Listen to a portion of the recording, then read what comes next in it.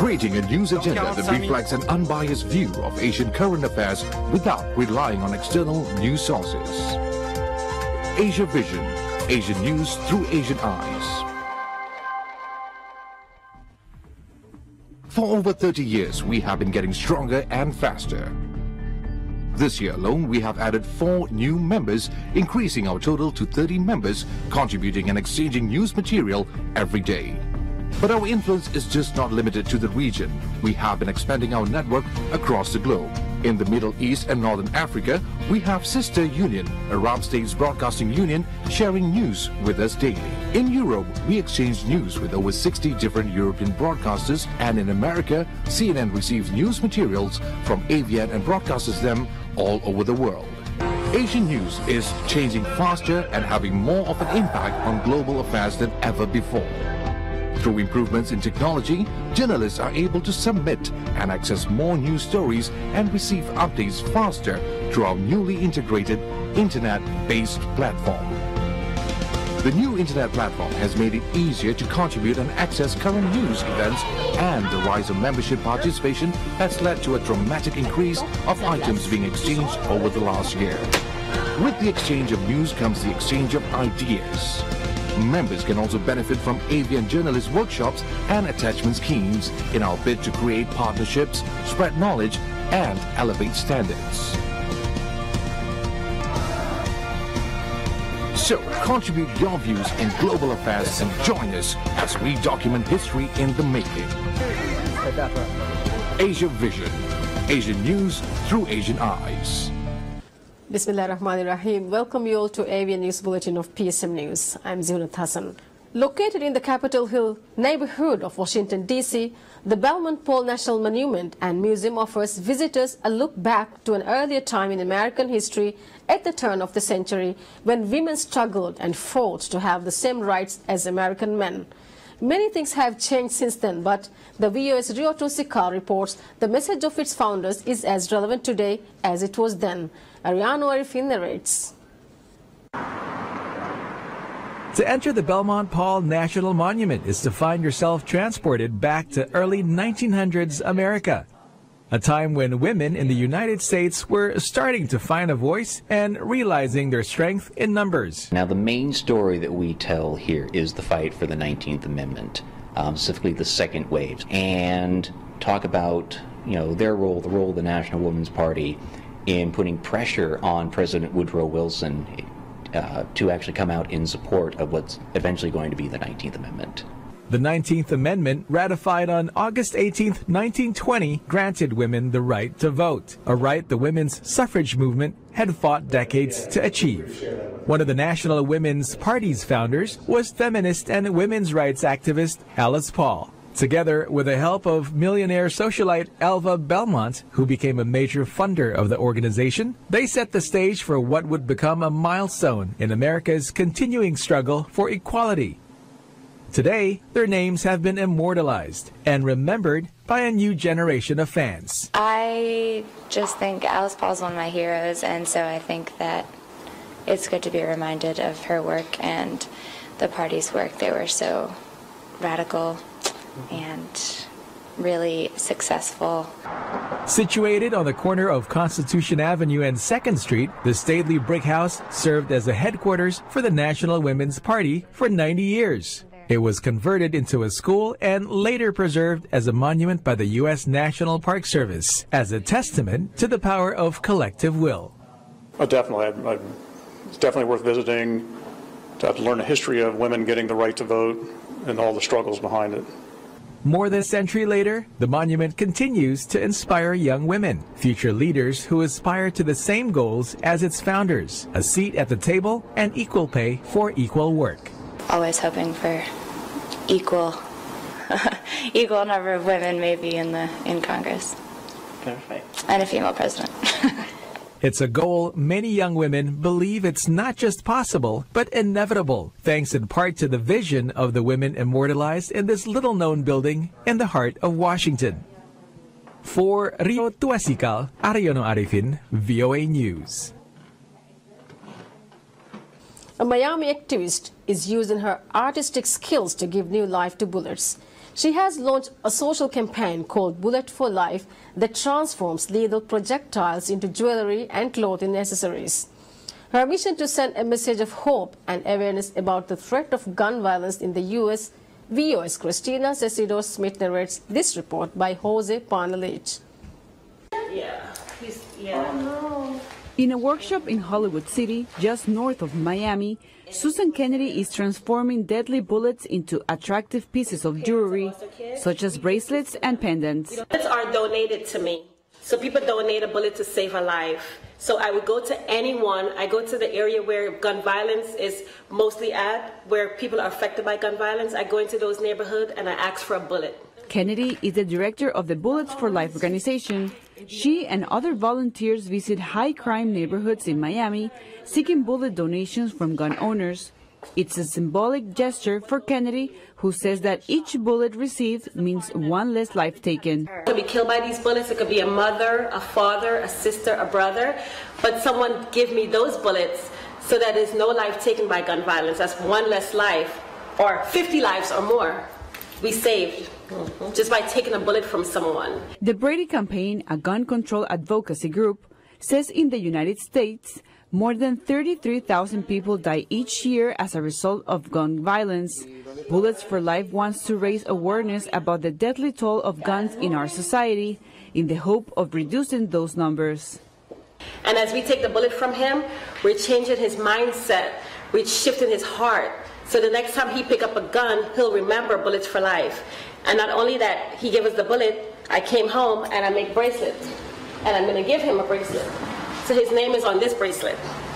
After first removing the gunpowder from each bullet, Kennedy uses her artistic skills to imbue each bullet with the symbolic importance of life. Each empty cartridge is then modified to become jewelry pieces and ornaments that are given back to the bullet's donors and to families who have lost loved ones to gun violence.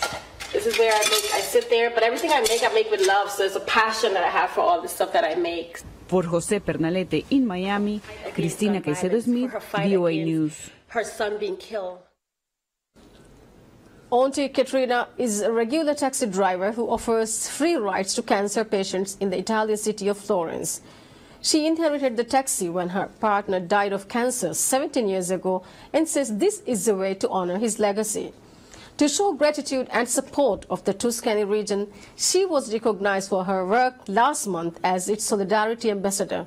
VOA's correspondent Mariama Diallo reports. In her colorful car decorated with drawings, Caterina Belandi, known as Auntie Caterina, offers free rides to people with cancer. The idea came about when she lost her partner Stefano to lung cancer. My beloved one was a taxi driver, and he left me his cab. Celebrating his life, honoring his path of suffering, his ordeal, means to celebrate the lives I meet, who also experience ordeal and suffering.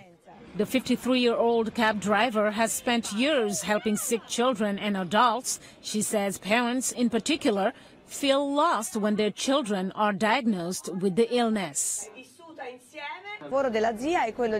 Auntie's job is to open the doors of suffering with the hope of being able to share it. I can't save everybody from suffering. I can just share it, like death.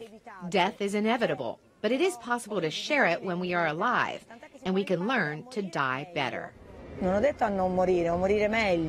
Many cancer patients are forced to leave their hometowns to seek treatment in Florence. 22-year-old Erica Scacadi lives 2 hours away and is being treated for brain cancer. When I see Auntie Caterina during my treatment, she drives me around, and she has given me a lot of love, even if I didn't need that, because my parents were there. But she has helped me shut out what was going on. Among her other passengers are Moira and her daughter Angelica, who was diagnosed with cancer when she was just 10 months old. Auntie Caterina is a lot of things to us. She never leaves us. When we came here, we didn't know anybody. She's our family now. Angelica's cancer is in remission, but she comes to Florence 3 times a year for MRI scans. Belandi welcomes them into the cab where Angelica can find books and toys to play with.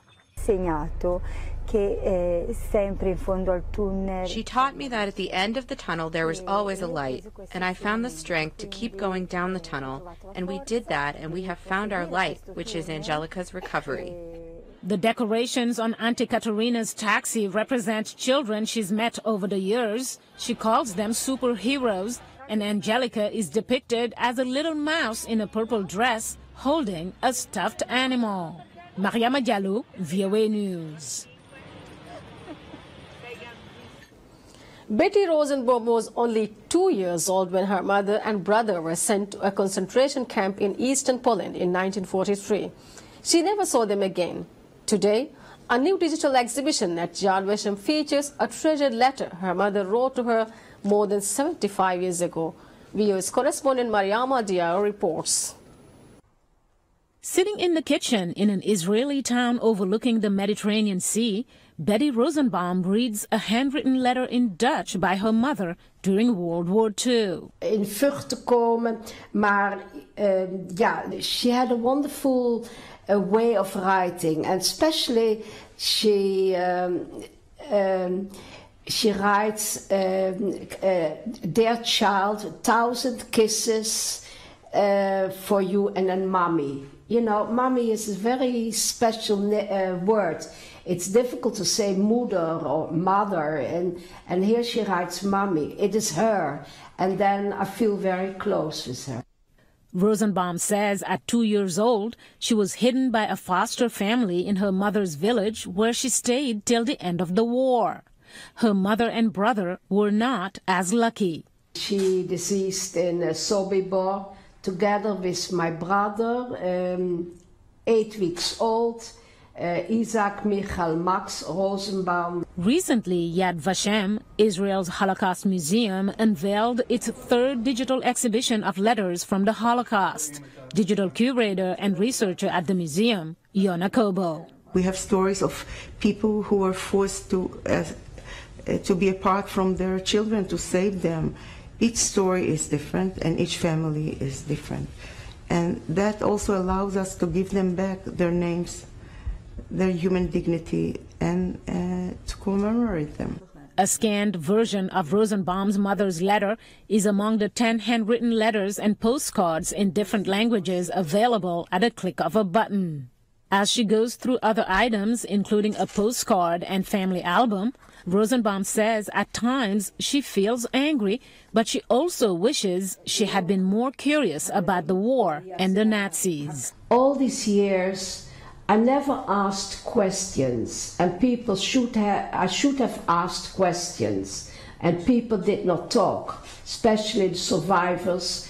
The war years vanished, and they never told me anything. Now, then, the period I could ask questions, there was nobody to ask anymore, and that is very painful. On April 12th, the anniversary of the 1943 Warsaw Ghetto Uprising against the Nazis, Rosenbaum and the country came to a standstill to remember that pain and the 6 million Jews who were killed in the Holocaust. Mariama Diallo, VOA News.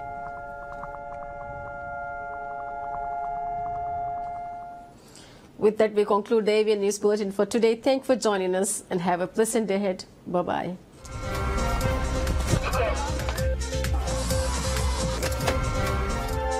Asia Vision, Asian news through Asian eyes.